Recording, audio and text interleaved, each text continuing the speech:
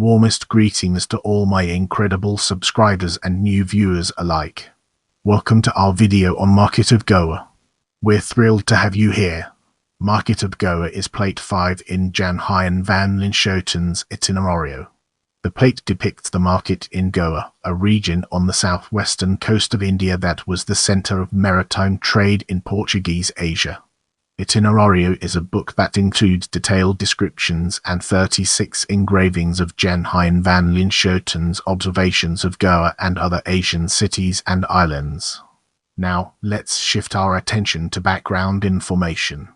Jan Huyghen van Linschoten's Itinerario, originally published in Amsterdam by Cornelis Claes, recounts the journey of van Linschoten to the Portuguese-governed city of Goa. Itinerario includes text of descriptions of 36 engravings, as well as maps that show ship routes that were used by merchants.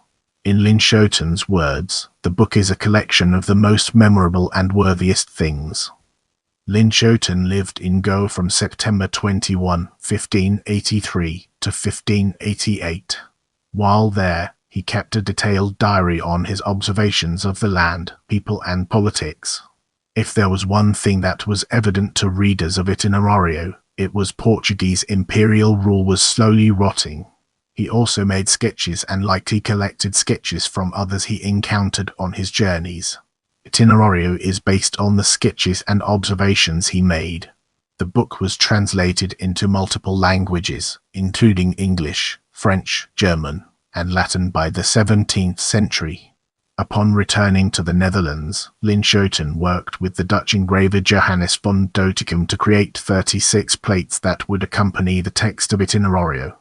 The novelty of the Itinerario plates alone became an interest to potential buyers. Because of this, Claes published a new set of 30 of the original 36 engravings. Published in 1604, the new publication was titled Dickens, Habitus Gestus Grindorum as Lustianorum per Indian Viventium etc. Oricans for short. Alongside the images were much more detailed descriptions of Linschoten's journey. The new captions were acquired from the Latin translation of Itinerario.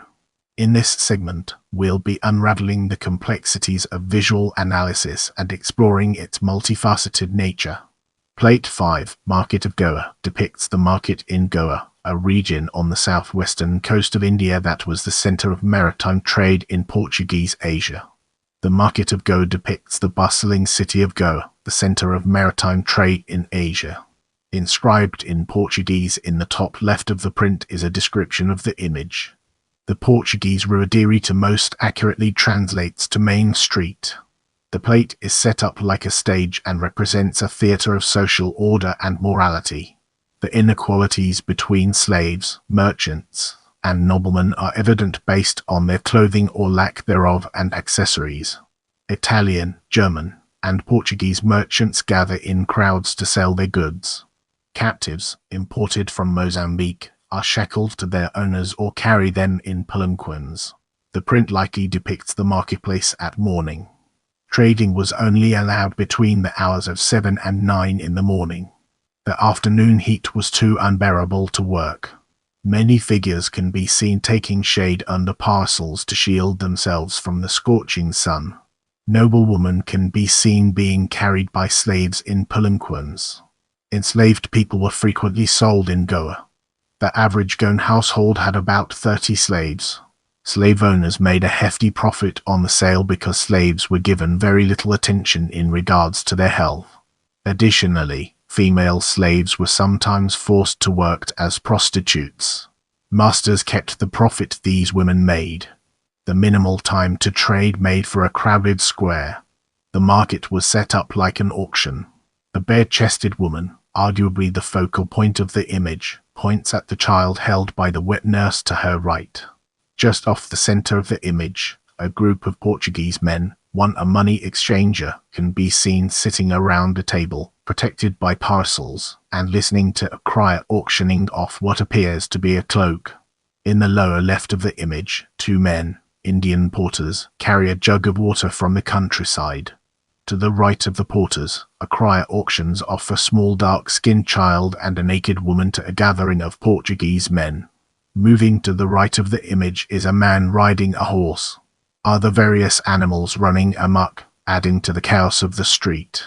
In the far right, a Portuguese nobleman on horseback and a Portuguese noblewoman in palanquin are seen leaving the market.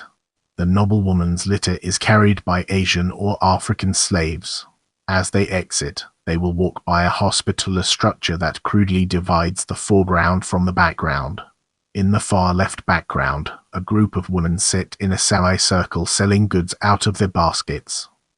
The mayhem and pandemonium are evident, but not representative in this plate is the way that the market was organized. Trades of similar classification were grouped together on the streets. Precious gems, golds, and silvers would be tabled near each other.